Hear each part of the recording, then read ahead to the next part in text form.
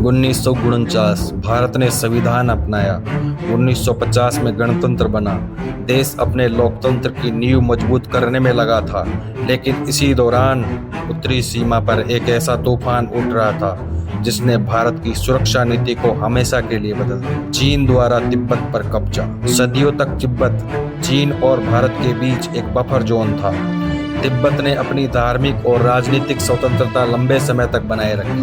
भारत और तिब्बत के रिश्ते गहरे थे, धर्म, संस्कृति और व्यापार के। लेकिन 1949 में जब चीन में माओ की कम्युनिस्ट सरकार आई तो उनकी नजर तिब्बत पर गई। चीन मानता था कि तिब्बत उनका हिस्सा है। 1950 में चीन ने अपनी सेना तिब्बत भेज दी। तिब्बत की छोटी सी सेना चीनी आक्रमण का सामना नहीं कर पाई। 1951 तक तिब्बत पूरी तरह चीन के नियंत्रण में आ गया। भारत के लिए यह एक बड़ा झटका था, क्योंकि अब चीन सीधे भारत की सीमाओं से सट गया।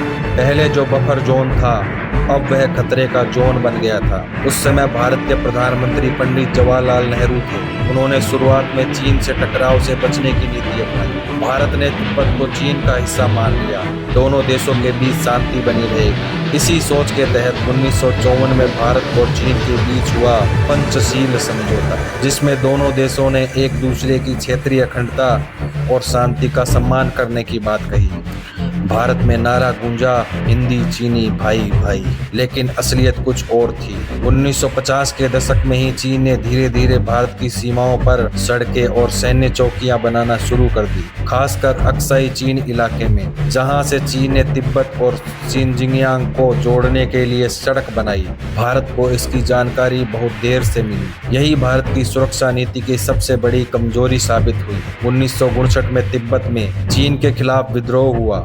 विद्रोह कुचल दिया गया। तिब्बत के धार्मिक प्रमुख दलाई लामा भारत भाग कर आए। भारत ने उन्हें शरण दी। इससे चीन और भारत के रिश्ते और बिगड़ गए। तिब्बत पर चीन का कब्जा भारत के लिए एक सिर्फ पड़ोसी बदलने जैसा नहीं था, इसने भारत की पूरी सुरक्षा नीति बदल दी। सीमा विवाद बढ़ने लगे। 1962 में चीन ने अचानक भारत पर हमला कर दिया। भारत को इस युद्ध में भारी हार का सामना करना पड़ा। यह हार भारत को हमेशा याद दिलाती रही कि सिर्फ नैतिकता और शांति से सुरक्षा सुनिश्चित नहीं की जा सकती। तिब्बत पर कब्जे और 1962 की हार ने भारत को गहरी सीख दी। भारत ने अपनी सुरक्षा नीति में बड़े बदलाव किए। सेना का तेजी से विस्तार किया गया, रक्षा बजट बढ़ाया गया, सीमाओं पर सड़क और चौकियां बनाई गई, अमेरिका और सोवियत संघ से आधुनिक हथियार लिए गए। भारत ने समझ लिया कि चीन पर भरोसा नहीं किया जा सकता।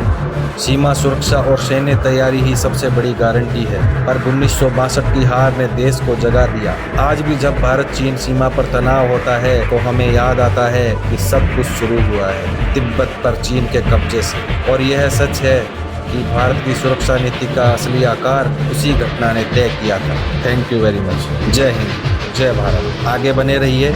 इस सीरीज में ये रेगुलर चलती रहेगी।